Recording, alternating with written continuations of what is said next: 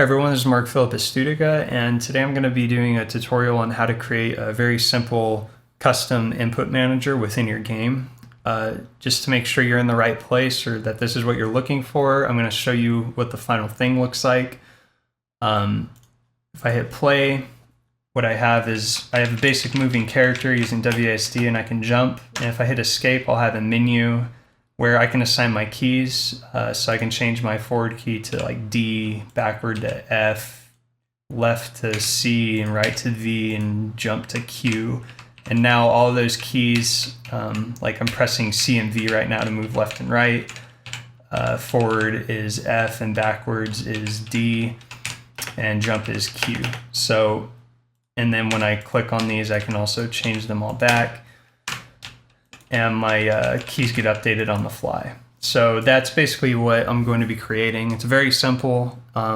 It's a little bit complex to create, so hopefully you have some coding knowledge, and I expect that you already know the basics of Unity 3D. So that's what this is going to be, and we'll go ahead and move forward. The big thing about the input manager is Unity has built-in input manager. That's pretty awesome, but they don't really have a way of creating something that you can modify in-game to change user inputs, like to what the user wants, you know. In most PC games, they allow you to create custom bindings for your keys. And Unity doesn't really have anything to do that. They only have one where when you start the game, but only when you start the game, can you actually change your keys that you want for your commands. Of course, most games people want to be able to hit like the menu button and change those keys, and that's exactly what I'm looking to do here. And I found it very hard to find information on this, so I'm hoping that you find this helpful. So let's go ahead and jump into it. The first thing I want to do is create basically a character that we can move around. So first thing I'm going to do is go up to Game Object and hit Create 3D Object. I'm just going to do a plane. This will be where our character can walk on. I'll go ahead and scale this out a little bit. So now I have my plane. I want to create another 3D object. I'm going to do a cube, and let's just make sure this is on our plane a little bit. And this cube will be what we're actually going to control, and it's going to be very simple, just forward, backwards, left, right, and jump. That's going to be pretty much everything we can do. So in order to make that happen, we're going to go add component, and we're going to just call this controller. We'll do new script, add a C# controller. So before I actually mess with the controller script, I need to create a Singleton game manager that's going to be able to manage the key codes that I'm going to use for me. The reason for this is so that we can dynamically change the keys within the game itself. It's kind of hard to explain. You'll have to see how I implement it. So let's do this. We go up to Game Object, we'll go Create Empty, and over here in the hierarchy, I'm just going to call this _GM. And I'm going to attach a script to this called Game Manager, and we're going to C# script, create and add that. And this I'm going to open up in mono. And let me do my thing here. Now in the game manager, to create the singleton, which I've discussed before, we go public static game manager GM. So we're creating a game manager class called GM, and then we're going to do void awake, and this is where we're going to actually assign that GM to something. So I'm going to copy the typical singleton pattern and throw it in here, basically saying that if the game manager is null, then we assign the game manager to this instance of the script, and we tell it not to destroy on load so that it persists through all our scenes. If game manager is not equal, so if the game manager exists but it's not equal to this instance of it, we destroy it. And again, I've done blog posts and tutorials about singletons in the past. If you're confused about that, look those up. So now what I'm going to do is create the key codes that I need for my character input. So I'm going to say public key code jump. I'm going to do a get set for the property, and public key code forward. We'll also have a get set. These are C# properties. If you're not familiar with these things, you'll probably want to go look them up. Backward will be a get set. Public key code left will have a get set. Public key code right will also have get set. So these are all my commands right now. I'm just going to have these 5 commands: forward, backward, left, right, and jump. And each of these properties can both be assigned and retrieved by pretty much anything else in our game because of the Singleton pattern, which creates this static public class for everything to use. Now, I haven't looked into more diverse ways or more dynamic ways to do this, because obviously this would get redundant if you had 30 different commands in your game, right? You'd be creating 30 different key code variables and having to write code for each one of those. I'm sure there's a better way to do this, but I'm trying to just prove the proof of concept here to give you a basic understanding of how you can create custom input, and then hopefully you can figure out the rest to make it work for your game. So I apologize if it's not as dynamic or robust as you would like. Now down here in the awake function, what we need to do is actually assign each of these appropriately when the game first starts up. So I'm going to copy basic syntax here that I have saved. So what this line is doing is we're going to use player preferences, which saves data on a local machine for a user. We're going to use player preferences to grab the player's preferred input for this specific key based on the last time they played the game. And we're also assigning a default so that if there isn't a key already existing, we use spacebar to default the jump. Now what jump is being assigned to is we're casting this whole line into a key code by using system.enum.parse, which is a C# generic function that basically assigns whatever this is to a type of key code. To be honest, I don't know why exactly this works. I found this on the Unity forums from another user, and I tested it on my own and it ended up working. My best guess is that it's basically grabbing a string value, assign that string value to a key code type, and then we utilize this key code type for if statement comparisons later. And then we can repeat this kind of syntax for the rest of it. So I'm going to paste that, but I'm going to change jump to forward equals blah, blah, blah. And in here, I'm going to do forward key. And my default for forward is going to be W. And then likewise, whoops. And then here I'm going to do backward equals all the same stuff, except instead of jump key, I do backward key. And the default for that is S.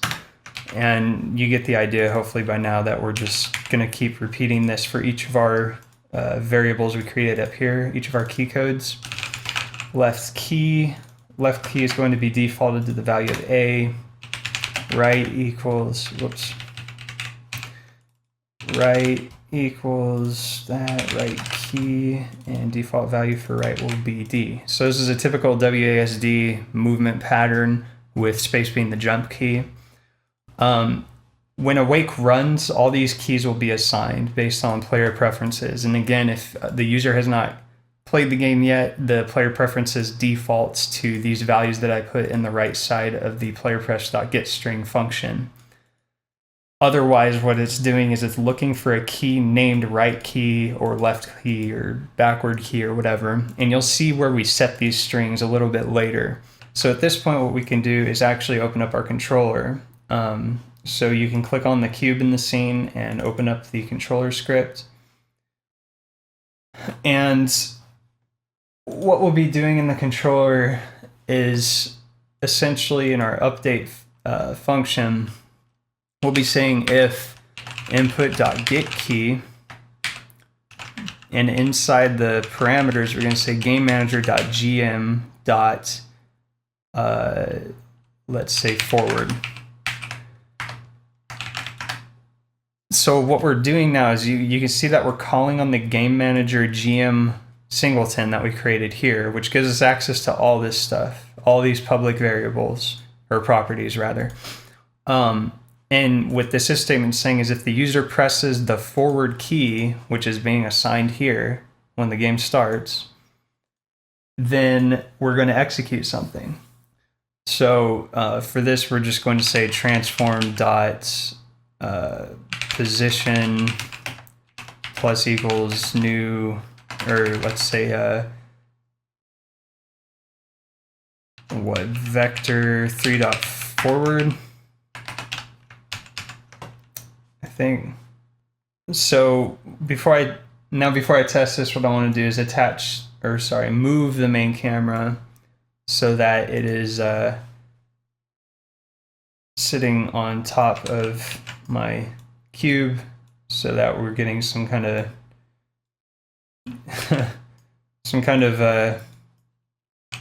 awkward first-person controller here. So that's okay, and then I'm going to parent the main camera to the cube so that when we do stuff, the camera follows it. So now if I hit W, my character does move forward.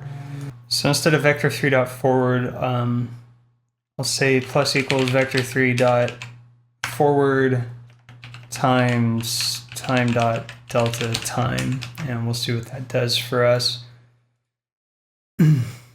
So now when I press W, my guy is moving forward rather slowly because I'm multiplying it by time dot delta time, but that's okay. If I want to go a little quicker, I might be able to do divided by 2. And this might give me a, yeah, okay, that's not bad. I'll leave it there. So vector 3.4 divided by 2. There's better ways you could do this, but this is just how I'm doing it for now. And then we're just going to do a series of else ifs using this same kind of condition here. So I'm going to copy that and say input.getKey. Instead of forward, I'm going to say backward.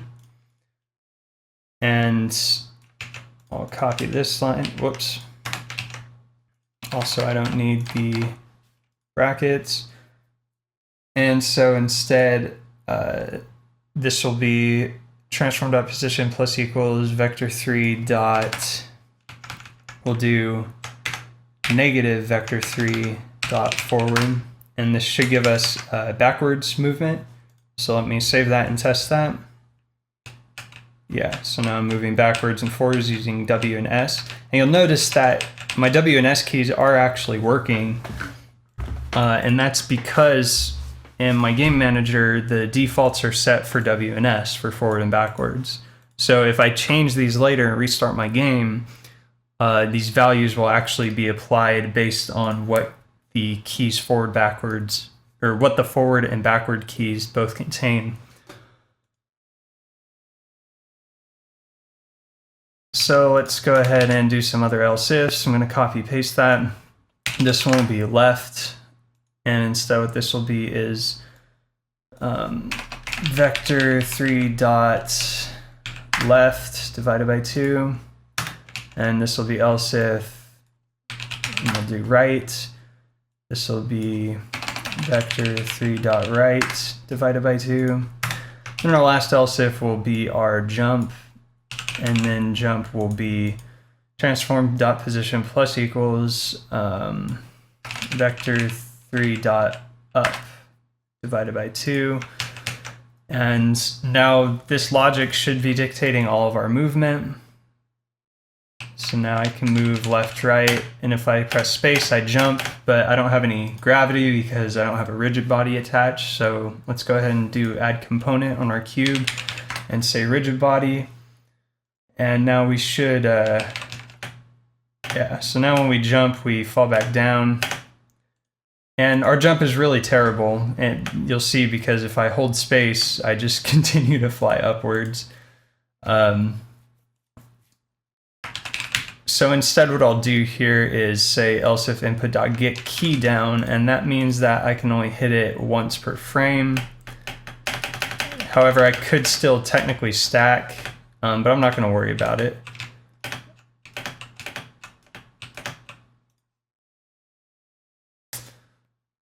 Likewise, I'm going to change these from else ifs to ifs.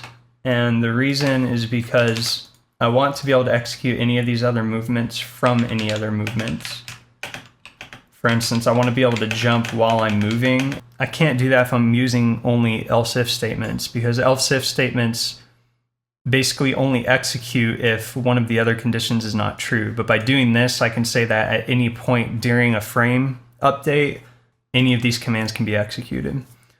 So there's my basic movement. Now what we need to do is create a system where a user can set their own hotkeys, essentially, as you see in so many PC games. The way we're going to do this is by using a UI function, or sorry, a UI menu. And so what we want to do up front is go into our editor, go to game object, UI, and we'll go ahead and create a canvas. And for the canvas, I'm just going to do screen space camera and assign the main camera to the render camera section. Underneath the camera, I'm going to right click on this and choose UI, and I'm going to choose a panel. And so now we have a panel created, which looks something like this. And I want to actually make it smaller. I'm going to center it on my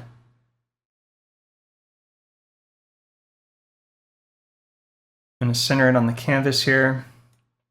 Using the rectangle transform tool. And now on my panel, what I want to do is create several buttons. I'm going to create 5 buttons actually, because that's how many keys we have. So I'm going to do a button, and let's just put this up top center, and we'll copy this, paste it, move it down. Copy, paste, move it down, copy, paste, move it down, and copy, paste, move it down. So all these buttons I'm actually going to move over the right. And then what I'm also going to do is create some text items. And each text item is going to go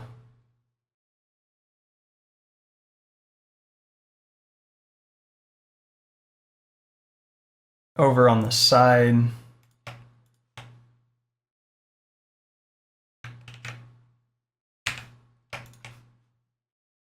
So I'm just trying to line things up a little bit here.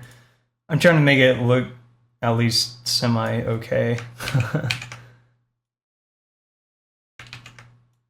And these texts are all going to identify like what our controls are.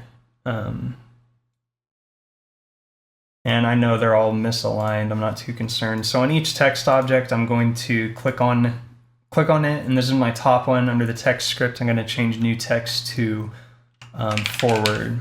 Right, that's my forward key. My next one will be backward, and I'm just going to keep going down the line in my hierarchy. This will be left. This one will be right. My last one will be jump. And I'm going to save my project real quick. Test scene. I recommend saving if you're following along. Now, each of these buttons will then have text displayed on it that will show you at the current moment what the key is assigned to. Or, yeah, what button on your keyboard this key is assigned to. Now, we need to actually create that functionality. So what I'm going to do up front is create on the canvas up at the top, which is the parent object that all UI objects have to be a part of. I'm going to go add component. I'm going to create what's called menu script, C# script, create and add. I'm going to go ahead and open this up in mono. And let me pull it over here. Get rid of that, space that. And I have a couple of variables I'm going to create up front. I'm going to copy and paste these. Oh yeah, in order to use UI, we have to make sure we include the UI namespace. So we do using Unity engine.ui, and that will give us access to the text class right here. You'll notice that we have transform, which is our menu panel, which we will be grabbing this for, and the point of that is going to be so we can open up the menu panel using the escape button. We'll put that in a moment. We have an event here, which events are called on every frame update under the GUI or on GUI function in Unity. And the key event will allow us to detect what key a user is pressing. And then we'll be able to convert that into our key code and save that out to our game manager to update all of our inputs across our game. Our button text is going to just be the text component of the button where it says button right here in our scene. When we update a key, this is going to basically change to whatever button that we assign the key to so that the text reflects that. And then key code, new key, this is going to be used for determining what the new key is that the user pressed, and then we're going to assign that to one of our game manager key codes. And then the bool waiting for key is just a flag for when the user presses a button, we're going to initiate a function basically. And so you'll see how all this plays out in a moment. So a couple things I need to do first in the start function, I'm going to copy paste, is I have menu panel equals transform.findChild. So I'm going to change this string to just panel. What this is doing is it's when the game starts, it's going to look through its children and find an object named panel, which is this right here.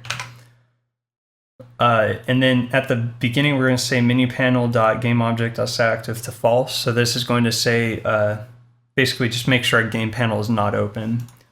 So essentially when our game starts, it will look like this instead of this. And then waiting for key, we're just assigning that to false up front because we don't need it right now. It's not supposed to be true up front. Now, before I go to the next part, what we need to do is change each button name. What I'm going to go ahead and do is for the first button, I'm going to call this forward key. Second button will be back key, or sorry, backward key.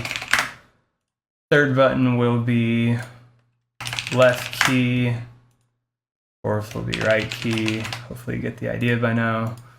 Last one will be jump key. And we're naming these this way so that we can iterate through these children using a for loop and set certain things up for our logic. So the basic syntax is going to look something like this, except I need to change a few names here. Forward key, and then here we'll do forward.toString. Okay, so let me write out the rest of these and then I'll explain them real quick. And we'll say else if. So I need 5. This will be backward key. We'll go to backward. This will be left key. This will change left. This will be right key. This will change right. And this will be jump key. This will change jump. So what this for loop is doing is it's basically saying we're going to iterate through every child inside of the menu panel game object, which is here in our inspector. Unfortunately, since I put all the text items in here too, it will iterate through these, but you could easily circumvent that in other ways if you wanted to.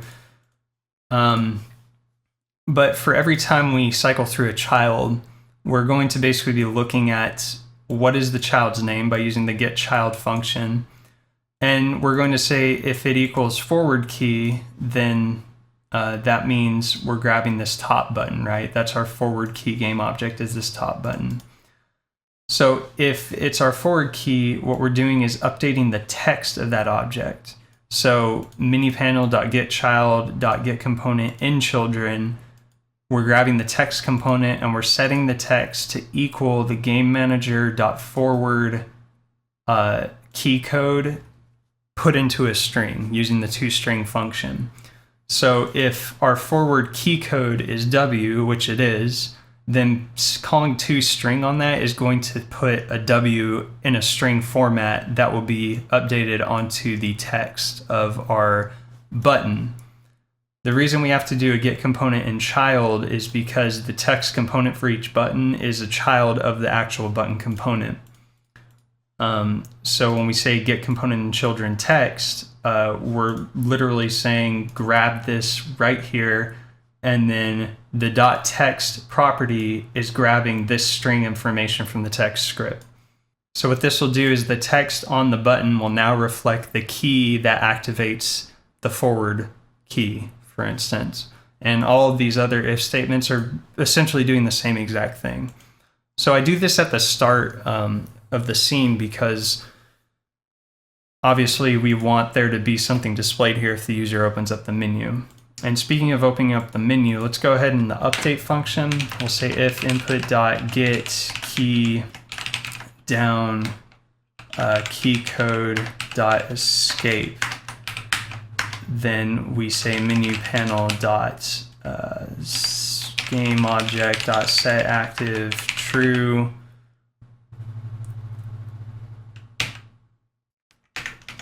Up here in the condition we'll also do and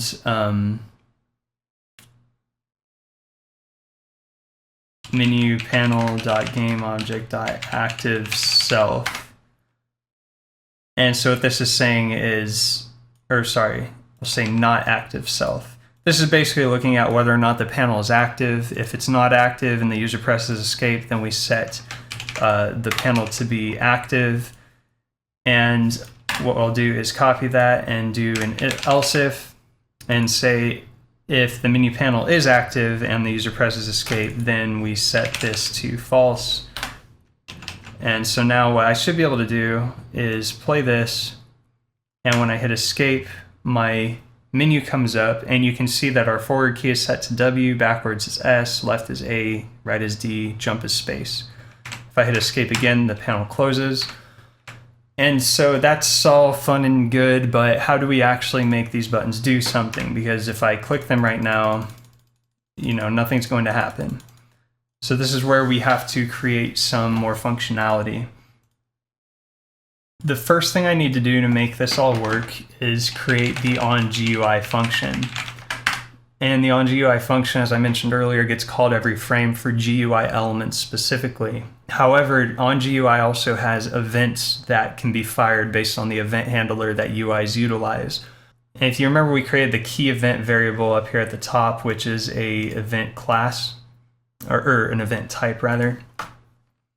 What we're going to say is key event equals event.current. Event.current is basically called every frame to determine what event is actually happening in the GUI. If a user presses a key, that event gets tagged as the current event, and then we can utilize that event in some interesting ways. So you'll see right now, if I say if key event dot is key and waiting for key is true, which I'll show you what we do with that later. Then we say new key equals key event dot key code, and then we say waiting for key equals false.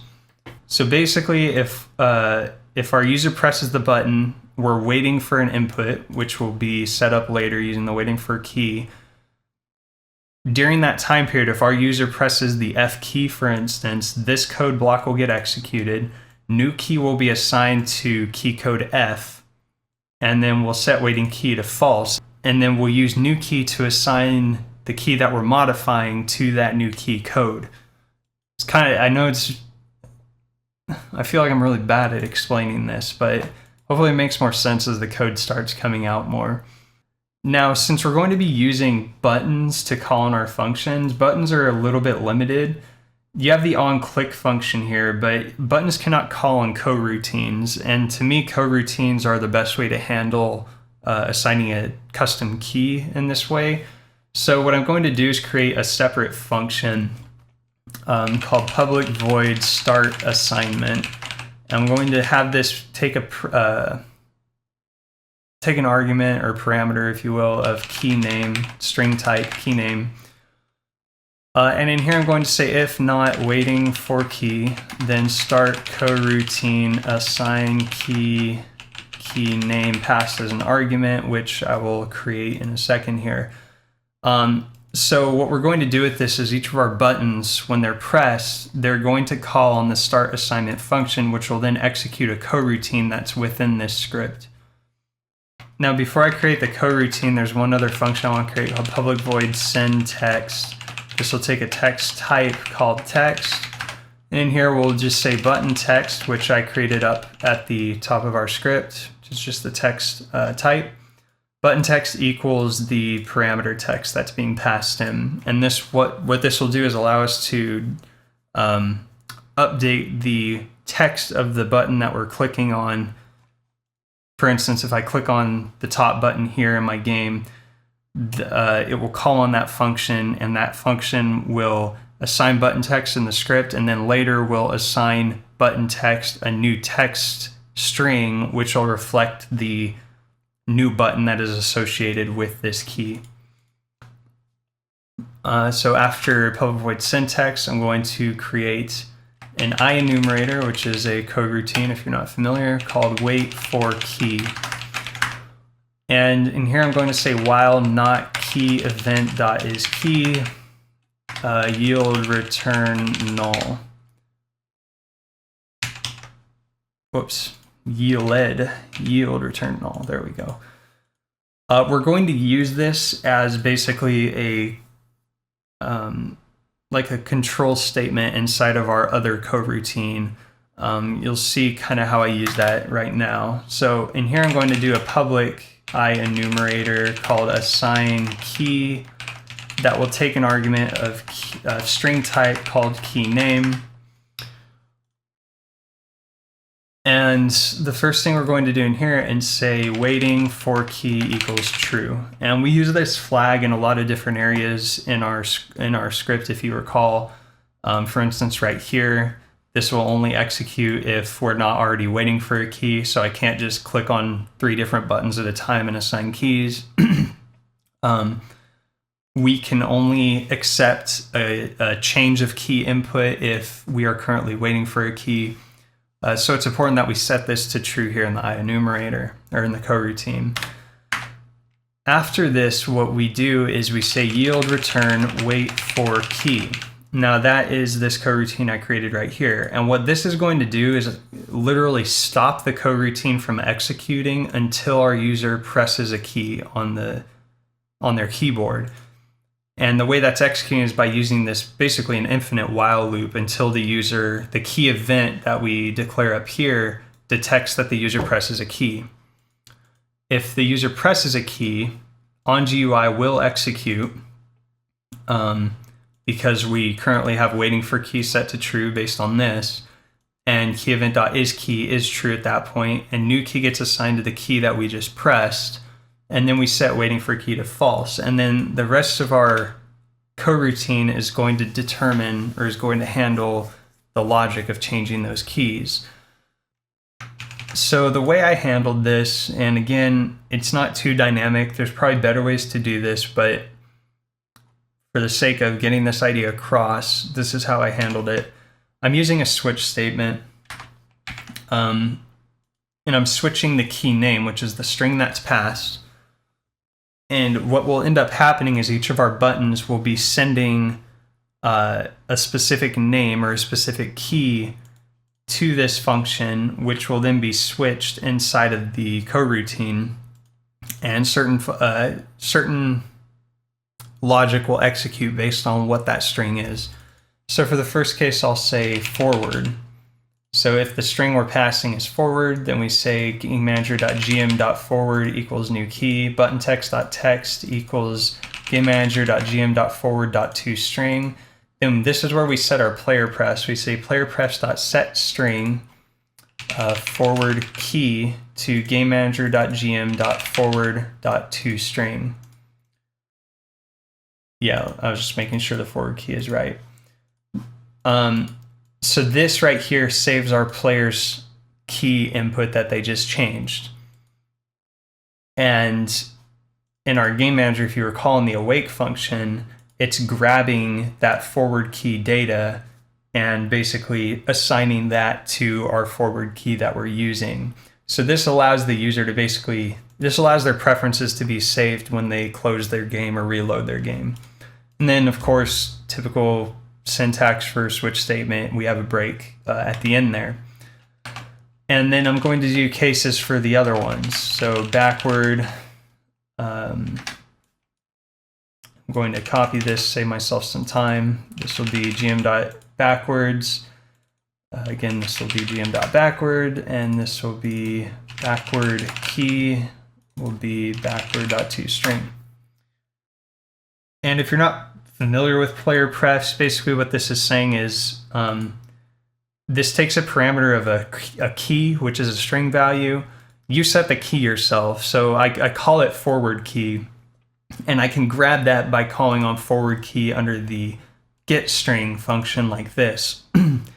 Unity knows that when I set the forward key to this variable in the second parameter, this is what I'm setting forward key to.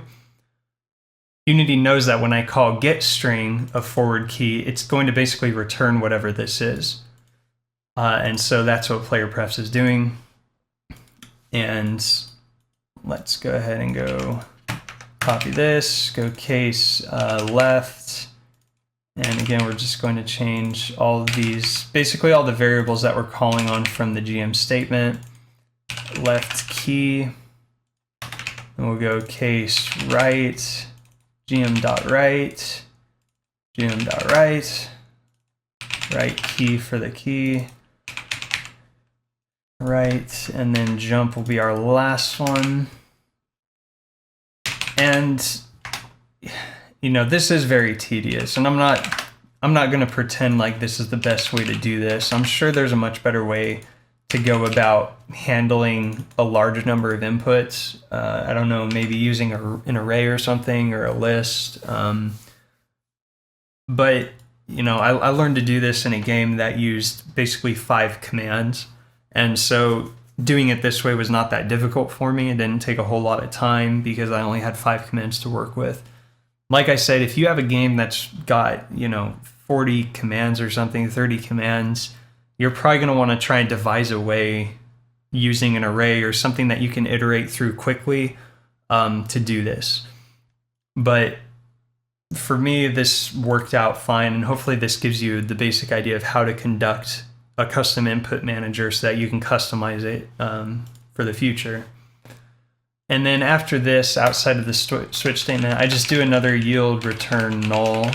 It's kind of unnecessary. I just do it anyway, just to wait for a frame before execution ends. And then this should be all of my main functionality that I need in my menu script. What I need to do at this point is actually assign my buttons on click functions to do something. So to do this, what you do is for the forward key, I'm going to, in the on-click list over here, I'm going to click the plus icon. I'm going to drag the canvas object here, and under no function, I'm going to click that, choose menu script, and choose send text. So the first thing I want to do is send the text component of this forward key. So I'm going to grab the child text component and drag it into here. This will send the text component to our script, which, if you remember through the send text, will set button text to that component. And then what we use that for is right here in our switch statement. We change the text of the component to whatever our new key is that we're assigning. That way the text updates on the fly and the user can see what they're changing. And then likewise, I'm going to add a second behavior to the onClick function. And again, I'm going to drag the canvas onto there, choose the menu script from the dropdown. I'm going to go ahead and do start assignment. And for the string that I'm going to pass forward. If you remember, that's what our case is. That's what our switch is doing, is it's taking this key name, which is being assigned over here in the button, and it's going to switch that name and execute functionality based on what that string is that we pass. So by passing forward on this button, what should happen is this will get executed, and the switch statement will say, here's our case forward, so let's go ahead and assign forward to the new key that we just pressed, which is being assigned up here in our onGUI function. And then let's go ahead and update the button text to reflect that new key. And then let's go ahead and save that key so that our game manager can load that on startup next time. Now, if I play this, with a little bit of luck, it should work. If I hit escape, press that and hit, say, G. Now my G key is assigned to the forward, and if I'm pressing G, I now move forward. W no longer does anything. I'm pressing W right now. No longer does anything. If I press G, I move forward. And likewise, I can hit that again, press W, and play. Now, to show you the example of player prefs, let me change this again to G, and let me stop playing. And then if I play again, you'll notice I hit escape. My G key is now set as the main, as the default forward item. I'm gonna go ahead and change that back to W. Now, I haven't done it for my other keys yet. So what I need to do is the same thing that I just did with the forward key. So on backwards key, I'm going to go plus. On the unclick, I'm going to drag the canvas in there, choose menu script, send text, drag the text component, do another add, drag canvas in there, menu script, start assignment, and this will be backward.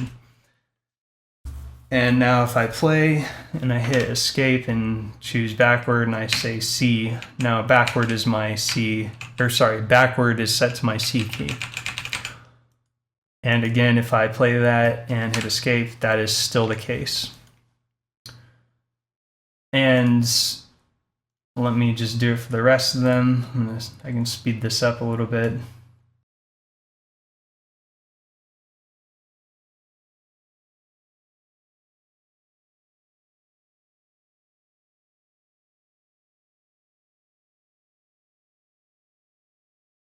Okay, so I should have all of these set up. Also, one thing I didn't mention was the order here. You want the syntax to be before the start assignment, because if you do start assignment before syntax, you're going to get an exception basically saying that it doesn't know what button text is because button text has not yet been assigned. So you have to do the syntax first so that button text gets assigned first. So at this point, everything should be set up. Let me hit play and hit escape. So if I change forward to like F, backwards to V, left to D, and right to G, and space to Q. So Q does that, G moves right, left, up, down. Oh Lord, I fell off. Okay. But yeah, so now all those keys are changed and they all save and they all work on the fly. Jump will be space. And so this should be pretty much the gist of it. So in conclusion, hopefully this gives you an idea of how to set up your own custom input manager. I know that there's some less than ideal coding that I've done here, but I just wanted to kind of give you a basic insight into how you can set up a basic system for changing those keys. You know, if you're used to this sort of thing, if you're used to coding, I'm sure that you can find your way, or you can probably find some sort of workaround to the kind of, you know, hammering away code that I've done here with all these lines with switch statements. I mean, I'm sure that you don't have to do it this way. I'm sure there's a better way you can come up with doing it. This is just the way that worked for me. And I felt this was the quickest, easiest way to demonstrate the concept without getting more complex than this already is. So hopefully you found it interesting, and you know, if you want to check out more tutorials, I have some on our Studica YouTube channel. Feel free to subscribe to us if you want to check out our website. If you're looking to purchase Unity, if you're a student or an educator, you can get a discount through us. So check out our website, studica.com. You can find us on social media. Yeah, hopefully this was informational, and feel free to leave some comments. If you find a better way to do these code here, like, feel more than welcome to post it in the comments, or you know, get in touch and let us know, because I'd be interested to know. But thank you for watching and have a good day.